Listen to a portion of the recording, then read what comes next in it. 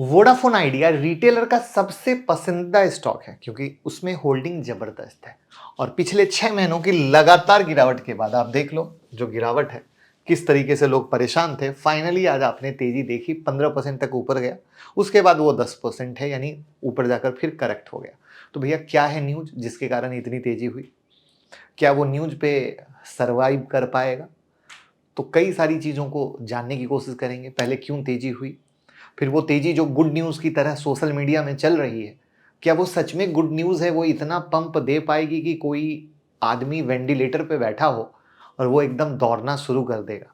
इनको समझेंगे तो वीडियो 2 पार्ट में होगी। पहला रैली क्यों हुई और फिर वेंटिलेटर वाली कहानी, और तब मैं अपना दूंगा फाइनल समरी जिससे आप समझ सके।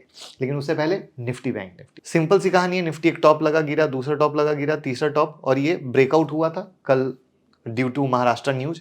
अभी क्या है, आप लोग जो भी पेनी करो, बट अगर हम निफ्टी की बात करें तो निफ्टी ये जो रेसिस्टेंस सपोर्ट में तब्दील हुआ है, तो ये अपने सपोर्ट लेवल 24,000 के पास है। तो 24,000 का करीब का इसका मेजर सपोर्ट है। लेकिन बैंक निफ्टी में एक इंटरेस्टिंग सी चीज हुई। इंटरेस्टिंग सी चीज क्या हुई वो मैं आपको दिखा देता हूं। पहले आप ये समझ लेना कि जो इसका सपोर्ट लेवल है वो रिट्रेसमेंट, जैसे कहता है ना कोई चीज ब्रेकआउट दे रही है तो रिट्रेस करने को आएगा, तो वो 51,600-500 होगा। बट जो इंटरेस्टिंग सी चीज है वो ये है जो मैं आपको दिखाता हूं। आप कहोगे कि सर ये हुई ना बात, मार्केट एक टॉप लगा गिरा, दूसरा टॉप लगा गिरा, तीसरा टॉप, और फिर ये चौथा टॉप, यानी एकदम मेजर रेसिस्टेंस के पास से ये गिरा है। तो दिस इज द पॉइंट, यानी बैंक निफ्टी में तेजी होने के लिए ये लेवल के ऊपर जाना जरूरी है और वहीं पर ये सपोर्ट लेवल है। तो इसको बोलते हैं इंट्राडे के लेवल, जिसको आप सही तरीके से यूज कर सकते हो। और ऐसी ही चीजों को समझने के लिए आप हमारी इलीट मेंबरशिप या यूट्यूब मेंबरशिप जो ज्वाइन करना चाहो अच्छा है। और वहां पे चाहे आप यूट्यूब मेंबरशिप ज्वाइन करो या इलीट मेंबरशिप में, ये मेंबरशिप की स्पेशल वीडियो है जहां पर आप लोग पेनिक में हो, बट कितनी प्यारी वीडियो, चाहे ये पोजिशनल स्ट्रेटजी हो या कुछ और, आपको फायदा देगी। ज्वाइन कर सकते, लिंक डिस्क्रिप्शन में। तो पहला पार्ट है कि भैया रैली क्यों हुई, रीजन क्या है। तो यूनियन कैबिनेट ने 2022 से पहले खरीदे गए स्पेक्ट्रम पर टेलीकॉम ऑपरेटर के लिए बैंक गारंटी की छूट अप्रूव कर दी है। इस डिसीजन से वोडाफोन आइडिया जैसी कंपनी को बहुत राहत मिलने वाली है, जिनके ऊपर 24,700 करोड़ से ज्यादा का बैंक गारंटी ड्यू है। सिर्फ एयरटेल और वोडाफोन आइडिया का बैंक गारंटी ऑब्लिगेशन 30,000 करोड़ था। यह खबर पूरे टेलीकॉम सेक्टर के लिए अच्छी, लेकिन वोडाफोन आइडिया के लिए बहुत ज्यादा अच्छी है, क्योंकि इसको चाहिए ऑक्सीजन, वो ऑक्सीजन मिल नहीं पा रहा है और ये स्ट्रगल कर रहा है। अब यहां पर बैंक गारंटी क्या है, स्पेक्ट्रम क्या है, पहले इस चीज को क्विकली समझ लेते हैं क्योंकि बहुत सारे लोग नए होंगे। तो बैंक गारंटी एक बैंक की तरफ से एक कमिटमेंट होती है बेनिफिशियरी को पेमेंट करने की, अगर एप्लीकेंट अपने फाइनेंशियल ऑब्लिगेशन को पूरा करने में फेल हो जाए। बैंक एक रिटन एग्रीमेंट इशू करता है जो गारंटी के टर्म, कंडीशन और एक्सपायरेशन डे को डिफाइन करता है। राइट। अब स्पेक्ट्रम की बात कर ले। टेलीकम्युनिकेशन में स्पेक्ट्रम रेडियो फ्रीक्वेंसीज का वो रेंज है जो कम्युनिकेशन के लिए सिग्नल ट्रांसमिट करने को यूज होता है, और ये सारी सर्विसेज जैसे कॉलिंग, डेटा सर्विस प्रोवाइड करने के लिए टेलीकंपनी को गवर्नमेंट से स्पेक्ट्रम लाइसेंस खरीदना पड़ता है, जिसकी बिडिंग होती है, और इस बिडिंग को स्पेक्ट्रम ऑक्शन कहा जाता है। तो क्लियर हो गया। तो अब ये जो बैंक गारंटी वेवर हो रहा है, माफ हो रहा है, इससे वोडाफोन आइडिया को फायदा क्या होगा। तो इस केस में वोडाफोन आइडिया को 24,700 करोड़ का बैंक गारंटी सबमिट करना था स्पेक्ट्रम के लिए, क्योंकि बैंक गारंटी से पेमेंट डिफॉल्ट की समस्या खत्म हो जाती है, यानी वोडाफोन आइडिया ऑलरेडी स्ट्रगल कर रहा है। ऐसे में सरकार किस बेसिस पर यह स्पेक्ट्रम देगी? अगर वोडाफोन आइडिया स्पेक्ट्रम के लिए पेमेंट में डिफॉल्ट कर गया तो इसलिए बैंक गारंटी सबमिट करने को बोला था, जो कि कैबिनेट ने हटा दिया। ये व्यवहार 2022 से पहले वाले स्पेक्ट्रम ऑक्शन पर अप्लाई होगा। 2022 से पहले वाले ऑक्शन में वोडाफोन आइडिया पर टोटल 24,700 करोड़ का बैंक गारंटी ऑब्लिगेशन था। अब ये कितनी बड़ी खुशी है, इसको समझने की कोशिश कीजिएगा, क्योंकि आपको अगर स्टॉक मार्केट में पैसा लगाना है, शेयर में पैसा लगाना है, तो ये बात समझना जरूरी है, ना कि टिप्स पे। कंपनी ने रिसेंटली अपनी दूसरी बैंक गारंटी पेमेंट को डिफॉल्ट किया, जो लगभग 350 करोड़ की थी, मतलब मामूली सा भी डिफॉल्ट, और 1 नवंबर को ड्यू थी। ये पेमेंट 2012 के स्पेक्ट्रम ऑक्शन से जुड़ी हुई थी। इससे पहले सितंबर में कंपनी 4,600 करोड़ से ज्यादा की बैंक गारंटी पेमेंट मिस कर चुकी है, जो 2016 के स्पेक्ट्रम ऑक्शन से रिलेटेड थी। अब आप बताओ, खेल खराब। और बैंक गारंटी क्या होता है, क्यों जरूरी है, आप ऑलरेडी समझ चुके हैं। अब ये हटने से वोडाफोन आइडिया को फायदा, ये समझ लीजिए। वोडाफोन आइडिया पर 2 लाख करोड़ से ज्यादा का ड्यू है, जो गवर्नमेंट को पे करना है, और इसको पे करने के लिए वोडाफोन आइडिया को लोन लेना पड़ेगा, क्योंकि वोडाफोन आइडिया अभी भी ह्यूज लोन का इंटरेस्ट पे कर रही है, जिसके चलते लॉस में है।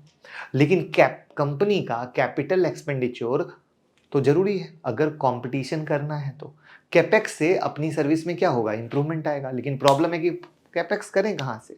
अभी क्यूआईबी के जरिए 24,000 करोड़ का फंड रेज किया था, 25,000 करोड़ का फंड और चाहिए, ये फंड कहां से लाएंगे। तो ऑप्शन बचता है फिर से लोन। लेकिन लोन तो तब मिलेगा जब कंपनी का क्रेडिट अच्छा हो। इसलिए बैंक ने बोला कि आप एजीआर ड्यू में कुछ कमी लाओ और बैंक गारंटी सरकार से माफ कराओ, तो फर्दर हम लोन दे सकते हैं। तो एक तो समस्या खत्म हो गई बैंक गारंटी वाली। कंपनी ने खुशी जाहिर करते हुए कहा कि ऐसे वेवर से बैंक से एडिशनल क्रेडिट लेना आसान हो जाएगा, जो उनके लिए जरूरी फाइनेंशियल सपोर्ट प्रोवाइड करेगा कंपटीशन में रहने के लिए। और वोडाफोन आइडिया लंबे समय से ये मांग भी रहा था, उनकी मांग आप समझ लो पूरी हो गई।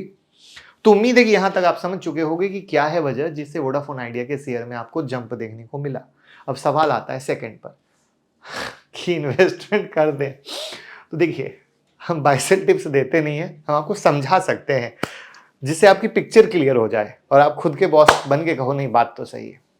देखो, आपको यह समझना पड़ेगा कि अभी और कितना ड्यू है वोडाफोन आइडिया पर। वोडाफोन आइडिया का नेट डेट Q2 में सब्सिक्वेंटली 9,300 करोड़ से बढ़कर 2.12 लाख करोड़ हो गया। ये इंक्रीज वेंडर बैंक के ड्यू रीपेमेंट और स्पेक्ट्रम एक्विजिशन के कारण हुआ। वोडाफोन आइडिया का 2.23 लाख करोड़ का बड़ा अमाउंट गवर्नमेंट का ओन्ड है, जिसमें से 1.52 लाख करोड़ डेफर्ड इसके स्पेक्ट्रम और 70,300 करोड़ एजीआर ड्यू के लिए। यानी इसका मोटा मोटी मतलब है कि जो भी बैंक गारंटी वेवर मिला है उससे वोडाफोन आइडिया को सिर्फ ये बेनिफिट मिलेगा कि नेक्स्ट स्पेक्ट्रम के लिए बैंक गारंटी की जरूरत नहीं पड़ेगी, फर्दर लोन लेना आसान रहेगा। इसका मतलब नहीं है कि एजीआर ड्यू और पहले के स्पेक्ट्रम लाइसेंस का बकाया माफ हुआ है, वो तो देना ही है सरकार को, ये मत भूलिएगा। और उसके लिए वोडाफोन आइडिया ने बैंक से लोन लिया है, जिसकी वजह से इंटरेस्ट पेमेंट करने के चक्कर में वोडाफोन आइडिया अभी भी प्रॉफिट में नहीं है। तो इसको आसान भाषा में और बताऊं तो वोडाफोन आइडिया का मेन प्रॉब्लम है पेंडिंग 2 लाख करोड़ का ड्यू, जो कि सबसे बड़ा कंसर्न है, और वो अभी भी माफ नहीं हुआ है। वोडाफोन आइडिया को अगर कुछ छूट मिलता है एजीआर ड्यू में सरकार की तरफ से, तब एक बिग बेनिफिट होगा। और इसके लिए वोडाफोन आइडिया लगातार सरकार से अपील भी कर रहा है।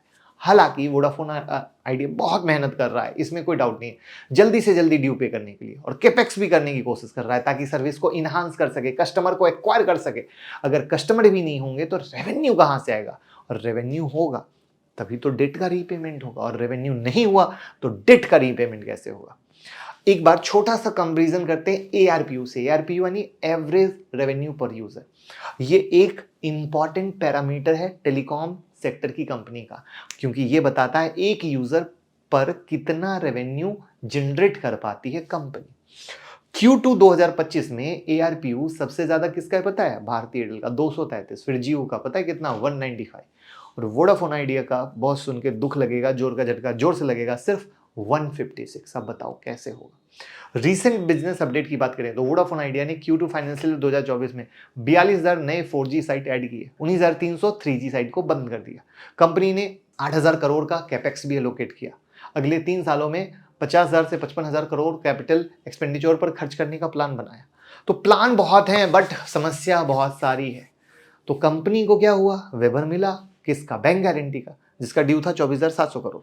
तो अभी तक ये रूल था कि स्पेक्ट्रम में पहले बैंक गारंटी सबमिट करना होता था, लेकिन गवर्नमेंट ने अब इसे बैंक गारंटी सबमिशन को हटा दिया।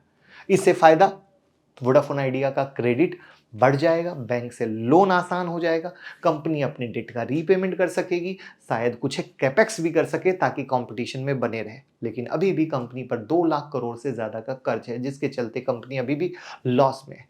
तो कंपनी का फ्यूचर इस पे डिसाइड करेगा कि कंपनी कितनी जल्दी कर्ज को पे कर पाती है, कितनी जल्दी कर्ज को चुका पाती है, और कर्ज को चुका के कितनी प्रॉफिटेबल बन सकती है। क्योंकि अगर प्रॉफिटेबल ही नहीं बन पाई तो भैया मुश्किल है। अब इसको एक देसी भाषा में समझाता हूं और वो देसी भाषा आपको सबसे आसान कर देगा। हम हैं वोडाफोन आइडिया के वीकली चार्ट पे। आपको कुछ नहीं करना है, आप सिर्फ ये देखो, ये पूरा 2020 से लेकर, मतलब ये जो शेयर गिरा उसको भूल जाओ, 2020 से लेकर 2024 के अंत पे आके खड़े गए 4 साल। वोडाफोन आइडिया को लेकर न जाने कितनी गुड न्यूज आई और बैड न्यूज आई। बैड न्यूज को छोड़ देते हैं, कितनी गुड न्यूज आई, लेकिन क्या कुछ कर पाया वोडाफोन आइडिया? नहीं। अगर सोचो किसी इंसान ने 4 साल से पैसे लगाए हो तो क्या कर लिया, कुछ कर पाया? कुछ नहीं कर पाया। तो बस इसी में सारा राज छुपा है, जो अपने आप में बताता है कि 4 साल से गुड न्यूज की तलाश में है। बट गुड न्यूज ऐसा नहीं है कि कुछ बहुत बड़ा कर सके। इसको एक और कंपेयर कर लो यस बैंक से। अब यस बैंक भी बहुत मेहनत कर रही है, सब कुछ करना चाहती है, बट इंटरनली इंसान इतना खोखला हो जाता है ना कभी कभी किसी बीमारी से, कि उससे बाहर आने में बहुत लंबा वक्त लगता है।